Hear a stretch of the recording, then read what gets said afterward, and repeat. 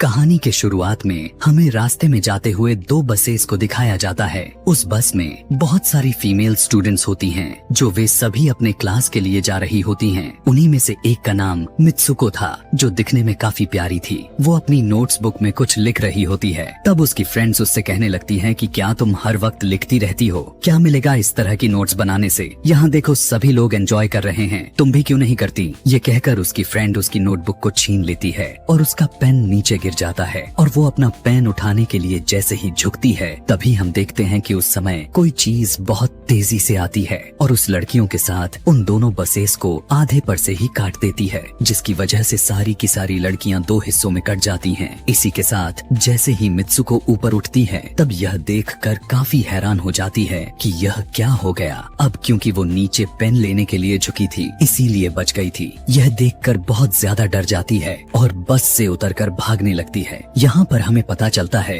कि इन सभी को काटने वाली चीज कुछ और नहीं बल्कि हवा ही थी, जो सभी को काट रही थी। यह हवा अब मित्सुको के पीछे भी पड़ जाती है। यह देखते हुए मित्सुको चिल्लाते हुए काफी तेजी से भागने लगती है। भागते समय उसे आगे 4 लड़कियां और भी दिखाई देती हैं और वो उन्हें झुकने के लिए कहती हैं, लेकिन काफी देर हो चुकी थी। वो हवा उन्हें भी आधे पर से काट कर चली जाती है। लेकिन उनमें से मित्सुको एक लड़की को बचा लिया था कि तभी इन्हें कुछ साइकिलिंग करते हुए लड़कियां नजर आती हैं, जो कहीं पर जा रही थीं। उन्हें भी ये बचाने की कोशिश करती हैं, लेकिन वो हवा उनके साथ भी वही करता है जो अभी इनके दोस्तों के साथ हुआ। और इसी दौरान वो लड़की भी मारी जाती है, जिसे अभी उस अदृश्य चीज से बचाया था। अब वो यह देखकर काफी डर जाती है और वो इधर उधर भागने लगती है। आगे हम देखते हैं कि मित्सुको जब एक नदी के पास जाती है, तो वो यह देखकर हैरान हो जाती है कि उस नदी में भी पहले से बहुत सारी डेड बॉडीज पड़े हुए थे, जिसने हवा ने यानी उस अदृश्य चीज ने काट दिया था। वहाँ से वो एक डेड बॉडी के कपड़े लेकर चेंज कर लेती है।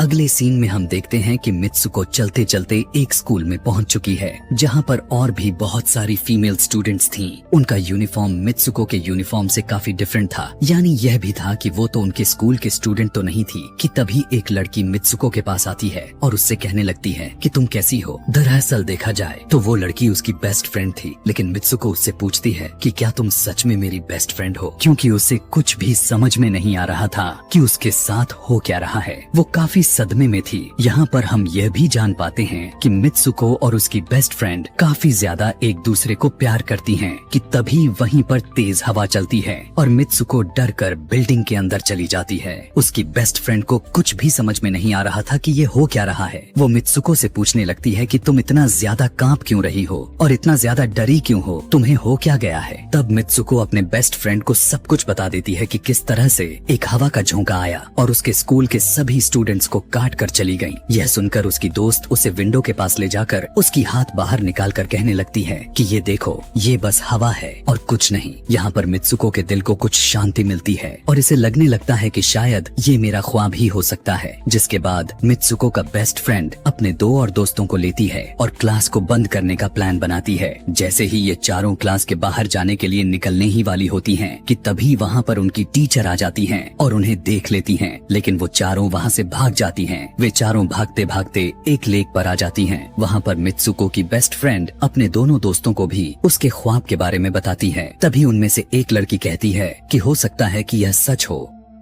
जैसे मिरर वर्ल्ड होती है जहाँ पर इस दुनिया से ऑपोजिट यानी उल्टा होता है। यह कहकर वो तालाब में एक पत्थर फेंक कर कहने लगती है कि देखो, यहाँ पर मैंने तो पत्थर फेंका है, लेकिन हो सकता है कि दूसरी दुनिया में मैंने ऐसा ना किया हो। कि तभी अचानक से उस तालाब में से एक क्रोकोडाइल निकल कर आता है, उसमें से एक लड़की को खा जाता है। फिर वो लड़की कहने लगती है कि देखो, मैंने कहा था ना, जो इस दुनिया में होता है वो उस दुनिया में बिल्कुल भी नहीं होता, और जो उस दुनिया में हो रहा है वो इस दुनिया में नहीं हो सकता। तो इसको भी उसी दुनिया में मगरमच्छ ने खाया है। और यहाँ पर ये देखो, ये तो बिल्कुल सेफ है। उसी लेक के पास एक बिस्तर यानी एक बेड नजर आता है। ये चारों उस बेड से तकिए को उठाकर खेलने लगती हैं कि तभी हम देखते हैं दूर से 2 लड़कियां इन्हें देख रही थीं। उन दोनों लड़कियों में से एक ब्राइडल बनी हुई थी, क्योंकि ये दोनों लड़कियां आपस में एक दूसरे से शादी कर ली थीं। जिसके बाद उनमें से एक फ्रेंड बताती है कि हमें कुछ ऐसा करना होगा जो उस दुनिया में इम्पॉसिबल हो, क्योंकि हमारे किस्मत तो पहले से लिखी जा चुकी है, लेकिन हम इसे बदल भी सकते हैं। जिसके बाद ये सभी लड़कियां अपने स्कूल में वापस आती हैं और नेक्स्ट लेक्चर लेने के लिए क्लास में चली जाती हैं कि तभी मित्सुको देखती है उसके पास एक तकिया पड़ा हुआ है। अब जैसे ही वो इस तकिए को उठाने के लिए नीचे झुकती है कि तभी उसकी टीचर पूरे क्लास में गन से फायर करने लगती है और जैसे ही मित्सुको उस तकिए को उठाकर ऊपर देखती है तो उसके क्लास के सभी लड़कियां मारी जा चुकी होती हैं और यहाँ पर एक बार फिर वो बच जाती है जैसे पिछली बार अपने ड्रीम्स में बच गई थी। मित्सुको की टीचर उसके पास आकर कहती है कि तुम्हारी हिम्मत कैसे हो गई, इस क्लास को बंद करने की, तुम्हारा भी मरना तय है। कि तभी उसी वक्त दो लड़कियां और आ जाती हैं और मित्सुको को बचाकर वहाँ से भागने की कोशिश करती हैं, लेकिन एक दूसरी टीचर वहाँ पर आकर उन दोनों लड़कियों को मौत के घाट उतार देती है। अब जितने भी स्टूडेंट्स की जान बच गई थी, मित्सुको उनके साथ बाहर भागने लगती हैं, लेकिन स्कूल की सभी टीचर्स उन सभी लड़कियों पर फायरिंग करने लग जाती हैं। अब यहाँ पर फायरिंग के दौरान सभी लड़कियां जैसे ही वहाँ से बाहर आती हैं, तो यहाँ पर हवा उन्हें काट देती है। यहाँ पर अब मित्सुको यहाँ पर एक बार फिर से अकेली रह जाती है और वो वहाँ से भागकर क्राउड एरिया से होता हुआ पुलिस स्टेशन में जाती है। वो वहाँ पर सब कुछ बताने लगती है। उसकी यह बात सुनने के बाद पुलिस वाली लड़की उससे कहती है कि लेकिन तुमने स्कूल वाली कपड़े तो नहीं पहने हुए हैं। और जब वो उसके सामने एक मिरर को रखती है तब मित्सुको उस मिरर में देखती है कि वो तो एकदम से बदल गई होती है और लोग उसे मित्सुको के नाम से नहीं बल्कि उसे किसी और नाम से बुला रहे थे। यहाँ पर हमें पता चलता है कि उसकी शादी होने वाली थी। तब वही पुलिस ऑफिसर उसे उसकी शादी के लिए लेकर जाती है। यह देखकर आसपास के लोग उसे कॉन्ग्रेचुलेशंस दे रहे थे। अब जैसे ही वे सभी उसे लेकर चर्च पहुँचते हैं तो मित्सुको को बेस्ट फ्रेंड भी वहीं पर मौजूद होती है। मित्सुको उससे पूछने लगती है कि यह सब मेरे साथ क्या हो रहा है। तब उसकी दोस्त उससे कहती है कि अभी खामोश रहो, हम अभी किसी के कंट्रोल में हैं, बस जैसा मैं कहूँ तो तुम वैसा ही करो। और यह कहते हुए वो उसका वेडिंग ड्रेस पहनाती है और उसे वहाँ जाने के लिए कहती है। अब जैसे ही वो अपनी मैरिज सेरेमनी के लिए आगे बढ़ती है तो वहाँ की सभी लड़कियाँ उसका मजाक उड़ाने लगती हैं। यह देखकर उसकी बेस्ट फ्रेंड एक एक करके सभी को मारना शुरू कर देती है। जिसके बाद जैसे ही मित्सुको आगे बढ़ती है तो उसके ग्रूम की जगह एक ताबूत खड़ा हुआ नजर आता है।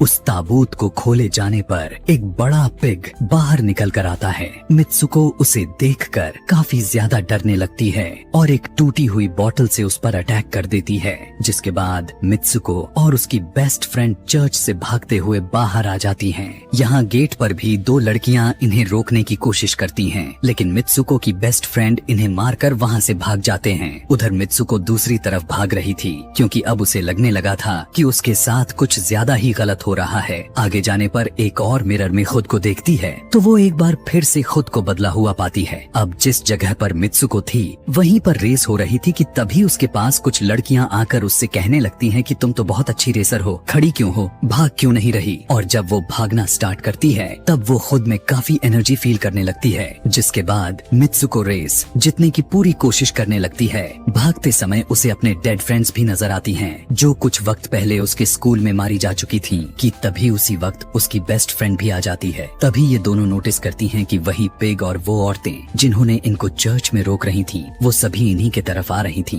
भागते समय कुछ लड़कियां मित्सुको से कहने लगती हैं कि इस दुनिया से बाहर चली जाओ। इसके बाद हम आगे देखते हैं कि मित्सुको भागते भागते एक सुनसान अंधेरी जगह पर आ जाती है। वहीं पर कुछ स्टूडेंट्स नजर आती हैं जिन्होंने यूनिफॉर्म पहना हुआ था। वो सभी लड़कियां मित्सुको से कहने लगती हैं कि हम सभी मरे हुए हैं और तुम्हें भी मार देंगे। लेकिन तभी मित्सुको की बेस्ट फ्रेंड वहाँ पर आकर उस लड़की को मारकर वहाँ से मित्सुको को भगा ले जाती है। मित्सुको की बेस्ट फ्रेंड उसे अपना नाम जोर जोर से पुकारने के लिए कहती है, जिस पर मित्सुको अपना नाम जोर जोर से लेने लगती है। इसी के साथ मित्सुको अपना असली रूप में वापस आ जाती है। उसकी बेस्ट फ्रेंड उसे अपना हाथ दिखाते हुए कहती है कि प्लीज मेरे हाथ में जो वायर लगी हुई है उसे बाहर खींच दो ताकि मैं इस दुनिया से बाहर जा सकूं। लेकिन मित्सुको को डर भी था कि कहीं यह वायर खींचने से उसकी जान न चली जाए। और क्योंकि मित्सुको अपने बेस्ट फ्रेंड को काफी ज्यादा प्यार करती थी इसलिए वो ऐसा नहीं करना चाहती थी, लेकिन ज्यादा उसे फोर्स करने पर वो उसकी वायर्स खींच देती है। वायर खींचते ही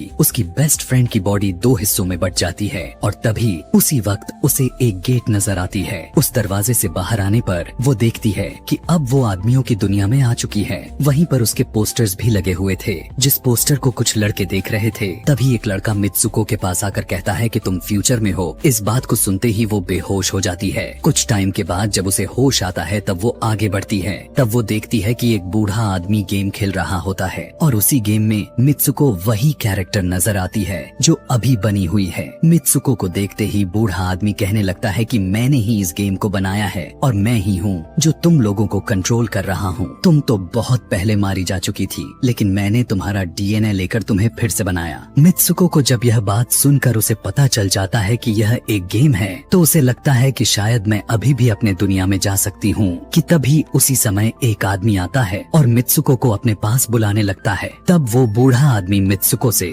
उसकी आखिरी लेवल को कंप्लीट करने के लिए कहता है। वो आगे बढ़ने लगती है कि तभी मित्सुको को अपने दोस्त की कही हुई बात याद आ जाती है कि अगर हम इस दुनिया में कुछ ऐसा करेंगे जो दूसरी दुनिया में इम्पॉसिबल हो तो तुम इस गेम से बाहर आ जाओगी। और इसी के साथ वो इस आदमी का गला दबा देती है और कहने लगती है बस करो हमारे साथ खेलना। यह कहकर मित्सुको उस बूढ़े आदमी की छड़ी को उठाकर अपने पेट में घुसा देती है, जिस वजह से उसकी मौत हो जाती है। और यहाँ पर हम देखते हैं कि बूढ़ा आदमी यह सोच भी नहीं सकता था कि मित्सुको ऐसा कुछ कर सकती थी और इसी के साथ उसकी डेस्टिनी पूरी तरह से चेंज हो जाती है। वो इस दुनिया में यानी गेम में तो मर चुकी थी, लेकिन असली दुनिया में वो अभी भी जिंदा थी। आगे हमें ये भी दिखाया जाता है कि मित्सुको के बाकी के कैरेक्टर्स भी किसी न किसी वजह से अपने आप को मार लेते हैं और अब वे सभी गेम का पार्ट नहीं थे। अगले सीन में हमें मित्सुको को बर्फीले जगह पर लेटा हुआ दिखाया जाता है और अब वो अपने रियल वर्ल्ड में आ चुकी थी। और इसी के साथ यह दिमाग घुमा देने वाली कहानी यहीं पर खत्म हो जाती है। ये कहानी कैसी लगी हमें कमेंट सेक्शन में जरूर बताएं। वीडियो को लाइक और शेयर करके हमारे चैनल को सब्सक्राइब करें और बेल आइकॉन प्रेस करें, जिससे आपसे आने वाली वीडियोस के नोटिफिकेशंस मिस ना हो। मिलेंगे आपसे एक और मूवी एक्सप्लेनेशन के संग। Till then bye bye, take care.